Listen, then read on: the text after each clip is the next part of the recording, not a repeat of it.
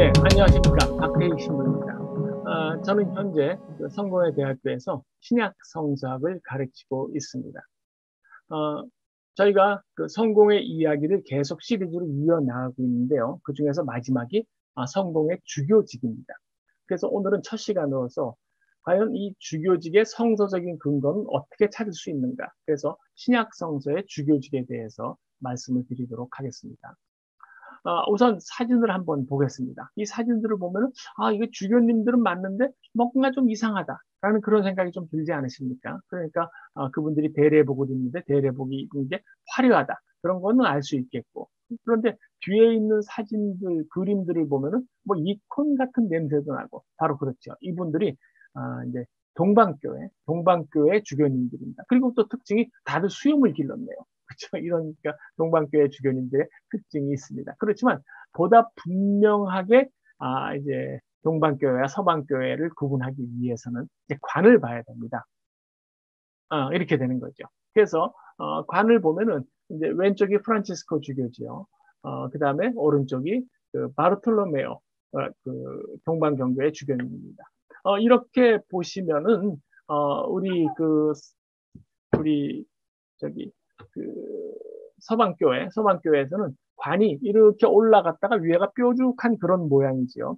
그런데 동방에서는 마치 무슨 뭐 큰 이제 햇 모자처럼 이렇게 둥그렇게 돼 있어서 그런 금빛인 것도 좀 괜찮네요. 금빛인 것도 좀 특징입니다. 그래서 두 분 다 이제 그 주교를 상징하는 그리고 이 십자가를 드셨고 그런 모습이 눈에 띕니다. 그래서 양쪽을 동방교회와 서방교회, 저희 성공회도 서방교회에 속하니까요.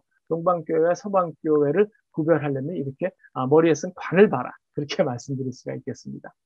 그러나 좀 더 분명히 하고 싶다. 그러면은 이제 그 입은 그러니까 평상복이죠. 그러니까 예복이 아니라 수단입니다. 수단. 수단 아마 여러분이 많이 보셨을 겁니다. 성공의 신부들한테도. 그래서 수단인데 저희 쪽에서 이제 캐석이라고 그럽니다.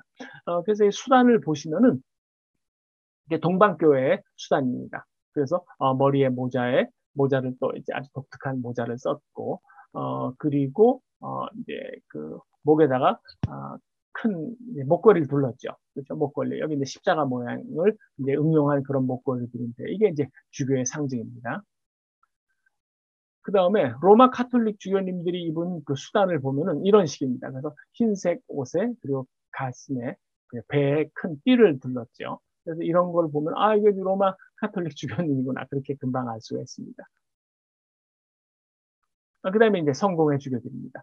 성공의 주교님들도 이제 수단을 입었죠. 그리고서는 까만 까만 뭐랄까 영대를 이제 두르고 있고 그래서 이거는 그 이제 캔터버리에서 있는 그 람베스 주교 회의에서 찍은 사진인데 여기 가만히 보면 첫째 줄에 박경재 주교님이 앉아 계시네요. 박경재 주교님이 이제 그때 참석하셨고 그리고 가운데 아주 정중앙에 앉아 있는 분은 로안 윌리엄스 캔터버리 대주교님이 딱 앉아 있는 거죠. 그래서 이렇게 복장을 보면은 그러니까 대례복이 아니라 평상시에 입는 그런 복장들을 보시면 여러분이 금세 이분이 성공의 주교구나, 카톨릭 주교구나, 동방교회 주교구나라는 거를 금방 알 수가 있을 겁니다. 자, 그래서 신약 성서의 그 직분들에 대해서 얘기를 해보게 됐습니다.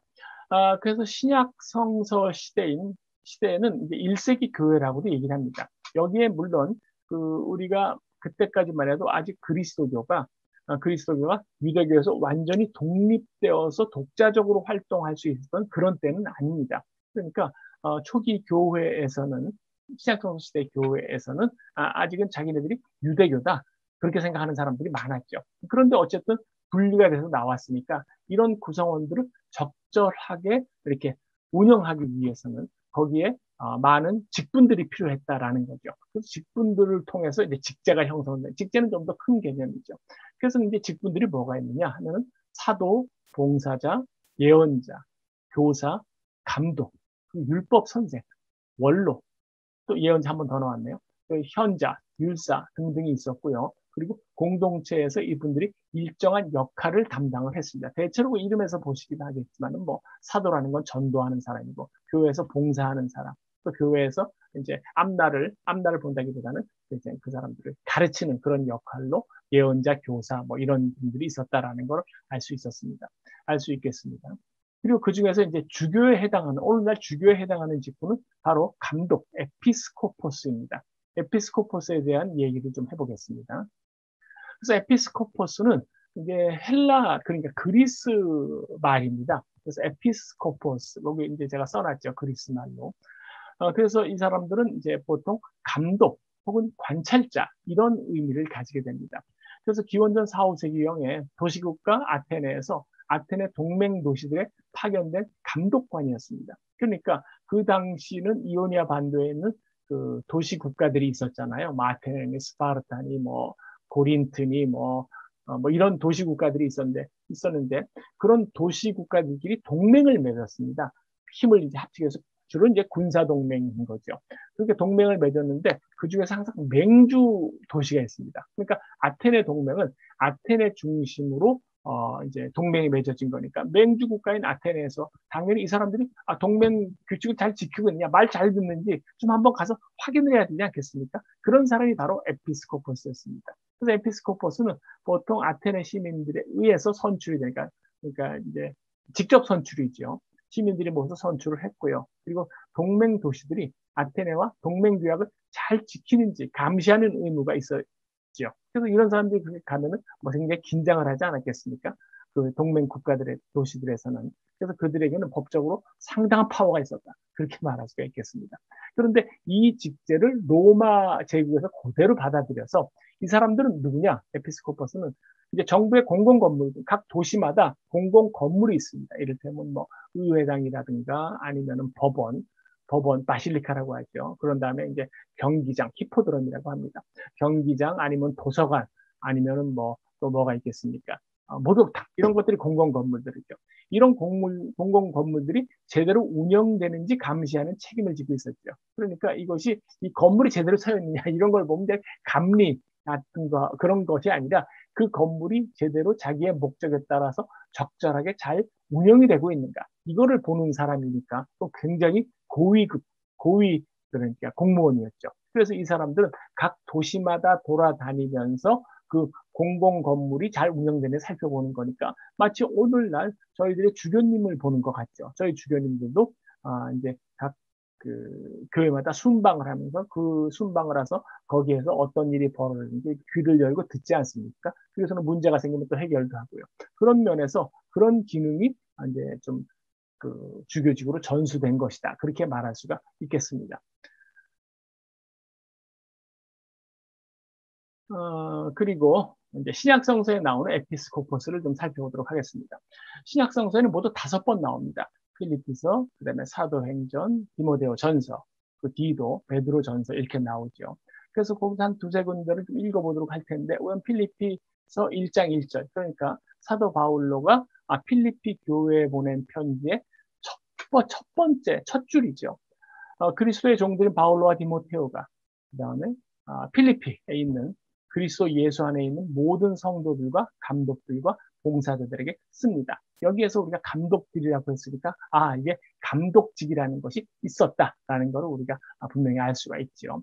그리고 사도행전 이거는 이제 그 복음서 아까 루카가 쓴 교회사입니다. 교회사. 거기에 보면은 여러분은 여러분 자신과 모든 양떼를 돌보십시오.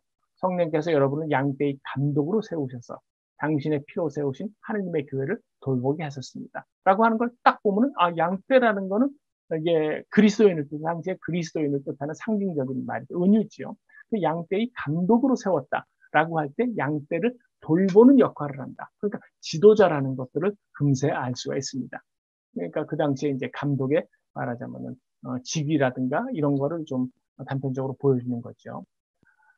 그 다음에 우리가 디모테오 전서를 읽겠습니다. 디모테오 전서를 보면은 이제 사도 바울로가 이제 동료인 혹은 뭐 후배인 그 디모테오에게 편지를 쓴 것이 이제 디모테오 전서 후서인데 그 전서에 보면은 이게 사도 바울로가 썼으니까 왼쪽인 사도 바울로입니다. 사도 바울로는 전설에 따르면 좀 머리가 없었다고 얘기를 해 대머리라고 합니다. 그래서 이렇게 대머리 이콘을 보면 이게 사도 바울로다라는 걸 금세 알 수 있습니다. 그리고 오른쪽으로는 티모테오죠. 그렇죠? 티모테오의 모습이 이렇게 나와 있습니다. 그러니까 사도 바울로가 티모테오에게 편지를 썼다. 그런 의미에서 제가 이렇게 한번 이콘들을 좀 봤습니다. 이제 티모테오 전서 3장 1절에서 7절을 보도록 하겠습니다. 이 말은 확실합니다. 어떤 이가 감독직을 맡고 싶다면 그는 훌륭한 일을 바라는 것입니다. 그런데 감독자는 비난받을 것이 없고 한 여자의 남편으로서 건전하고 분별력 있고 단정하고 손님 대접을 잘하고 가르칠 능력이 있는 사람이어야 합니다. 주정뱅이나 싸움질을 잘하는 사람이어서는 안 되고 오히려 양보할 줄 알고 다투지 않고 돈에 대한 욕심이 없어야 합니다. 자기 가정을 잘 다스리고 언제나 위험 있게 자녀들을 순종시키는 사람이어야 합니다. 자기 가정도 잘 돌보지 못하는 사람이 어떻게 하느님의 교회를 돌볼 수 있겠습니까? 새로 입교한 사람도 곤란합니다. 안 됩니다. 교만해져서 악마의 단죄 선고에 떨어질까 두렵기 때문입니다. 그리고 비난을 받지 않고 악마의 올가미에 걸리지 않도록 바깥 사람들에게도 좋은 평판을 받을 수 있어야 합니다. 이거를 읽어보면 역시 즉시 아시겠지만은, 이게 인격적으로 좀 완비된 사람. 그러면서 신앙도 좋고, 특별히 이 사람들이 자기 가정을 잘 다스려야 한다. 자기 가정을 잘 다스려야 한다라는 거 굉장히 중요합니다. 그렇게 해야지 이 교회도 다스릴 수 있다는 거죠.